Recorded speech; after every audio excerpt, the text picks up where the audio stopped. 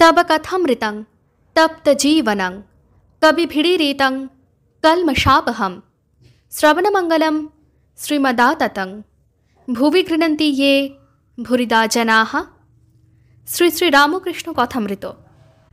শ্রীরামকৃষ্ণ দক্ষিণেশ্বরে ভক্ত সঙ্গে ও কলিকাতায় চৈতন্য লীলা দর্শন। চতুর্থ পরিচ্ছেদ। 1884 21 সেপ্টেম্বর। শ্রীরামকৃষ্ণ শ্রীযুক্ত মহেন্দ্র মুখুজ্জের গাড়ি করিয়া দক্ষিণেশ্বর হইতে কলিকাতায় আসিতেছেন। রবিবার 6 আশ্বিন 21 সেপ্টেম্বর 1884। আশ্বিন শুক্লা দ্বিতীয়া, বেলা 5টা। গাড়ির মধ্যে মহেন্দ্র মুখুজ্জে, মাস্টার ও আরও দু একজন আছেন। একটু যাইতে যাইতে ঈশ্বর চিন্তা করিতে করিতে ঠাকুর ভাব সমাধিতে মগ্ন হইলেন। অনেকক্ষণ পরে সমাধি ভঙ্গ হইল। ঠাকুর বলিতেছেন, হাজরা আবার আমায় শেখায় শালা। কিয়ৎক্ষণ পরে বলিতেছেন, আমি জল খাব। বাহ্য জগতে মন নামাইবার জন্য ঠাকুর ওই কথা প্রায়ই সমাধির পর বলিতেন। মহেন্দ্র মুখুজ্জে মাস্টারের প্রতি, তাহলে কিছু খাবার আনলে হয় না? মাস্টার, ইনি এখন খাবেন না। শ্রীরামকৃষ্ণ ভাবস্থ, আমি খাব, বাহ্যে যাব। মহেন্দ্র মুখুজ্জের হাতিবাগানে ময়দার কল আছে। সেই কলেতে ঠাকুরকে লইয়া যাইতেছেন। সেখানে একটু বিশ্রাম করিয়া স্টার থিয়েটারে চৈতন্যলীলা দেখিতে যাইবেন। মহেন্দ্রের বাড়ি বাগবাজার মদনমোহনজির মন্দিরের কিছু উত্তরে। পরমহংসদেবকে তাহার পিতা ঠাকুর জানেন না, তাই মহেন্দ্র ঠাকুরকে বাড়িতে লইয়া যান নাই। তাহার দ্বিতীয় ভ্রাতা প্রিয়নাথও একজন ভক্ত। মহেন্দ্রের কলে তক্তপোষের উপর শতরঞ্জি পাতা, তাহারই উপরে ঠাকুর বসিয়া আছেন ও ঈশ্বরের কথা কহিতেছেন। শ্রীরামকৃষ্ণ মাস্টার ও মহেন্দ্রের প্রতি, শ্রী চৈতন্য চরিতামৃত শুনতে শুনতে হাজরা বলে, এসব শক্তির লীলা, বিভু এর ভিতর নাই। বিভু ছাড়া শক্তি কখনো হয়? এখানকার মতো উল্টে দেবার চেষ্টা। আমি জানি ব্রহ্ম আর শক্তি অভেদ, যেমন জল আর জলের হিম শক্তি, অগ্নি আর দাহিকা শক্তি। তিনি বিভুরূপে সর্বভূতে আছেন, তবে কোনোখানে বেশি শক্তির, কোনোখানে কম শক্তির প্রকাশ। হাজরা আবার বলে, ভগবানকে পেলে তার মতো ষড়ৈশ্বর্যশালী হয়। ষড়ৈশ্বর্য থাকবে, ব্যবহার করুক আর না করুক। মাস্টার, ষড়ৈশ্বর্য হাতে থাকা চাই। সকলের হাস্য। শ্রীরামকৃষ্ণ সহাস্যে, হাঁ, হাতে থাকা চায়। কি হীন বুদ্ধি! যে ঐশ্বর্য কখনো ভোগ করে নাই, সেই ঐশ্বর্য করে অধৈর্য হয়। যে শুদ্ধ ভক্ত, সে কখনো ঐশ্বর্য প্রার্থনা করে না। কলবাড়িতে পান সাজা ছিল না। ঠাকুর বলিতেছেন, পানটা আনিয়ে লও। ঠাকুর বাহ্যে যাইবেন। মহেন্দ্র গাড়ু করিয়া জল আনাইলেন ও নিজে গাড়ু হাতে করিলেন। ঠাকুরকে সঙ্গে করিয়া মাঠের দিকে লইয়া যাইবেন। ঠাকুর মণিকে সম্মুখে দেখিয়া মহেন্দ্রকে বলিলেন, তোমার নিতে হবে না, এঁকে দাও। মণি গাড়ু লইয়া ঠাকুরের সঙ্গে কলবাড়ির ভিতরের মাঠের দিকে গেলেন। মুখ ধোয়ার পর ঠাকুরকে তামাক সেজে দেওয়া হইল। ঠাকুর মাস্টারকে বলিতেছেন, সন্ধ্যা কি হয়েছে? তাহলে আর তামাকটা খাই না। সন্ধ্যা হলে সর্বকর্ম ছেড়ে হরি স্মরণ করবে। এই বলিয়া ঠাকুর হাতের লোম দেখিতেছেন, গোনা যায় কিনা। লোম যদি গোনা না যায়, তাহা হইলে সন্ধ্যা হইয়াছে। পঞ্চম পরিচ্ছেদ।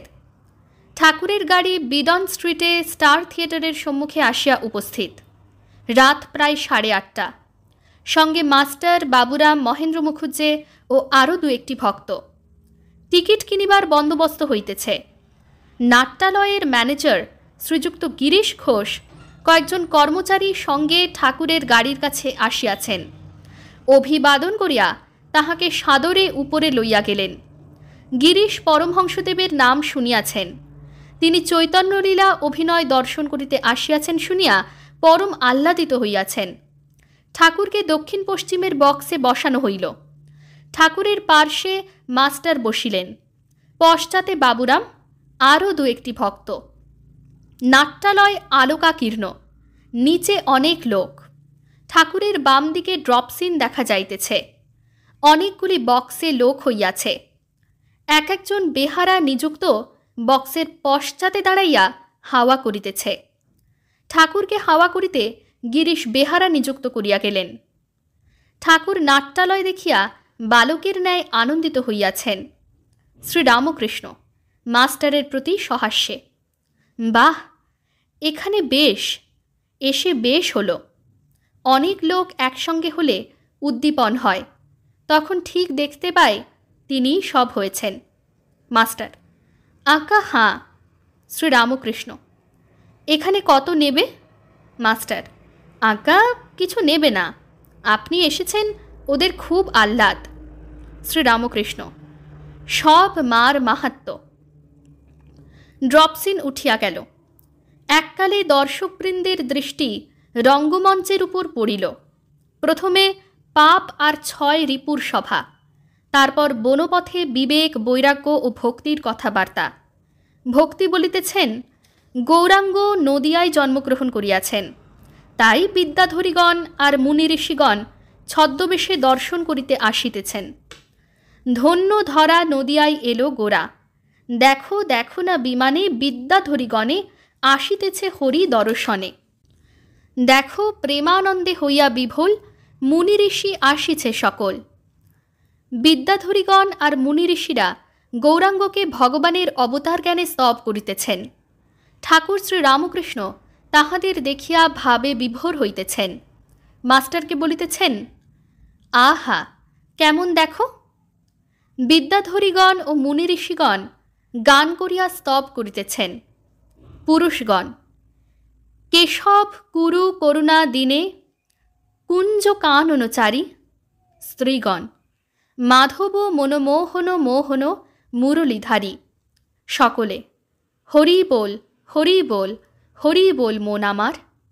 পুরুষগণ, ব্রজকিশোর কালিওহর কাতর ভয় ভঞ্জন। স্ত্রীগণ, নয়ন বাঁকা বাঁকা শিখি পাখা রাধিকা হৃদি রঞ্জন। পুরুষগণ, গোবর্ধন ধারণ বনকুসুম ভূষণ দামোদর কংস দর্পহারী। স্ত্রীগণ, শ্যাম রাস রস বিহারী। সকলে হরি বল, হরি বল, হরি বল মন আমার। বিদ্যাধরীগণ যখন গাইলেন, নয়ন বাঁকা বাঁকা শিখি পাখা রাধিকা হৃদি রঞ্জন, তখন ঠাকুর শ্রীরামকৃষ্ণ গভীর সমাধি মধ্যে মগ্ন হইলেন। কনসার্ট অর্থাৎ ঐক্যতানবাদ্য হইতেছে, ঠাকুরের কোনো হুঁশ নাই। ওং নিরঞ্জনং নিত্যম অনন্তরূপম ভক্তানুকম্পা ধৃত বিগ্রহং বৈ ঈশাবতারং পরমেশমেঢ্যং তং রামকৃষ্ণং শিরসা নমামঃ। শ্রীরামকৃষ্ণ अर्पणमस्तु।